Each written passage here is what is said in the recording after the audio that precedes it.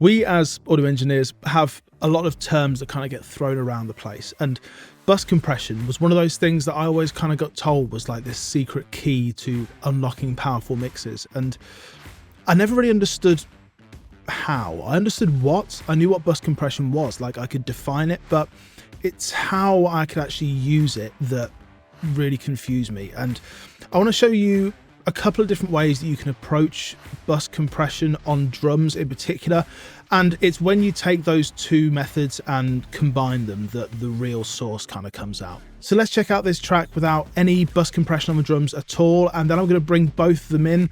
You're going to see what it's doing, and then we'll take a little listen and work out exactly why each tool is affecting it.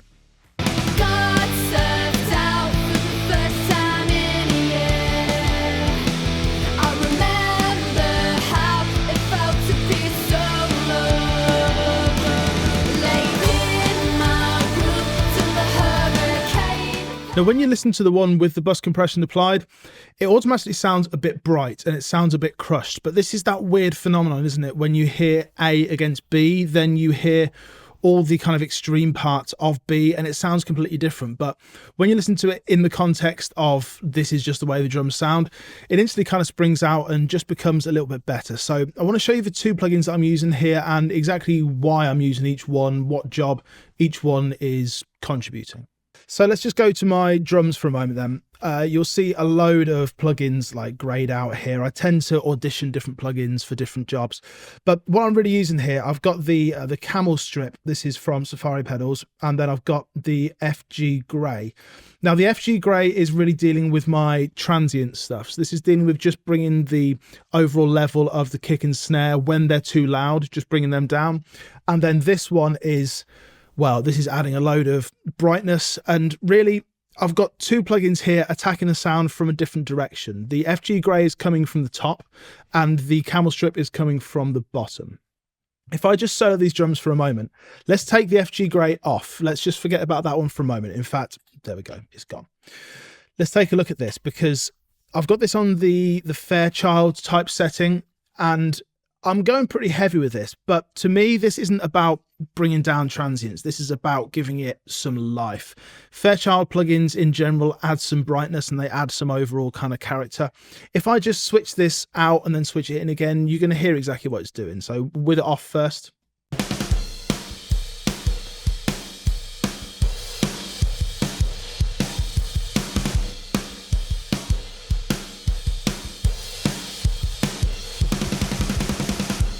Okay, pretty big difference.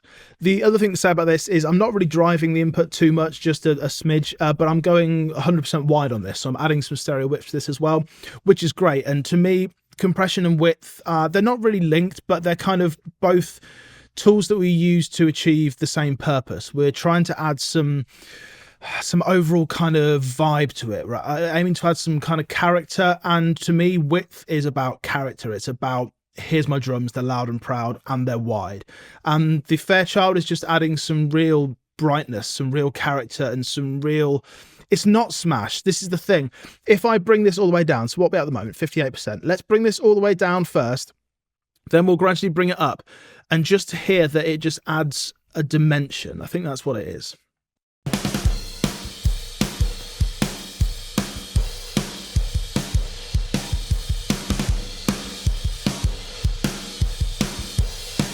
Even if I take this width back to like standard and then turn it off and on again, you're going to hear it.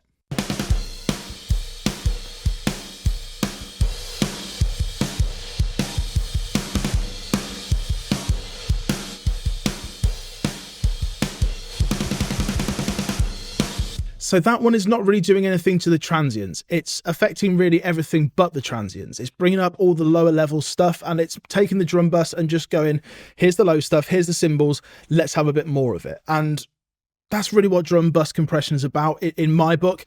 It's about bringing down the transients, which we're going to take a look at in a moment, but it's about this recording of a drum kit. It's not about a kick, a snare, toms and overheads. It's about the drum kit as a whole. And to me, this Camel Strip is just solidifying that idea. It's making it so the whole drum kit is being compressed together and it's becoming more of a kit. So I'm going to bring this width back up because that's the way I like it. And I've got the camel strip first, and then that's going into this one. So if I bring this on, just take a look at the settings. I've got a relatively fast attack. So it's not the fastest it goes. It's kind of 3 notches up. So the fastest being 1, 2, 3. The attack is, you know, decent enough to bring down some transients. The release is relatively fast. I'm not going for auto. The threshold, I'm just kind of tuning. As a bus compressor, 4-to-1 is relatively aggressive, but that's what I wanted to do here. It's set to the point where it's not chopping off everything. It's not really annihilating transients. It's just shaping them and shaving them off slightly. And this high pass filter is really important. I've got that set up at 79 Hertz, and that means that it's not just slamming down on the kick drum. When the kick drum comes in, it's not actually just listening to that and slamming down on it. Let's go before and after and just hear exactly what's going on here.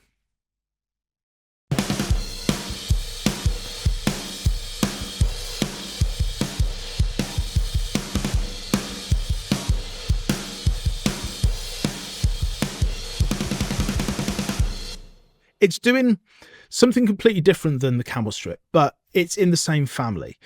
It's coming down on the transients, but it's also adding a little bit more of that homogeny to the drum kit. It's adding a little bit more of that family of sounds all coming together to create that one sound. And to me, this is what it's all about. It's about having the right tools for the job, and it's about knowing that, in my book anyway, one compressor maybe can't do the entire job of what you're aiming for. I tried this FG Grey first, and that was what I thought was going to work. And I soon realized that although it was doing the job on the transients, it was bringing those down nicely. It wasn't doing the full job. It wasn't doing everything that I wanted. And I think at the point where I mixed this, the camel strip had just come out. And I was just trying it on some stuff. I was just saying, right, does this work on this? Does it work on this? And I was typically using the EQ because the EQ is excellent, I must say. And it's got 3 different compressors, but the real magic stuff here, the real special sauce I find, is going on the Fairchild setting and just bringing that up until you get something that you like.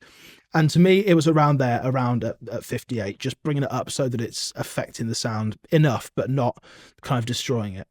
This is a really big thing, knowing what you want to achieve before you set out to try and achieve it. I've spent a long time applying compression and just kind of saying, well, I should have a compressor on there, so surely those compression settings that I've got is compressed, so it's right. It's about knowing what you want from a compressor, and it's about knowing that sometimes 2 compressors is better than 1 because they're achieving 2 different outcomes. Give that a try next time you're compressing a drum bus and see if it helps. See if you can use 2 tools to achieve 1 outcome. See if you can attack it from 2 different places and get that outcome that you want without having to just be tied to 1 compressor. 2 very, very different compressors, Fairchild style, and then the SSL, which is like a VCA compressor, I think. 2 different approaches, 1 outcome. It worked for me. I hope it works for you. Thanks for checking it out. I'll see you again soon. Take care.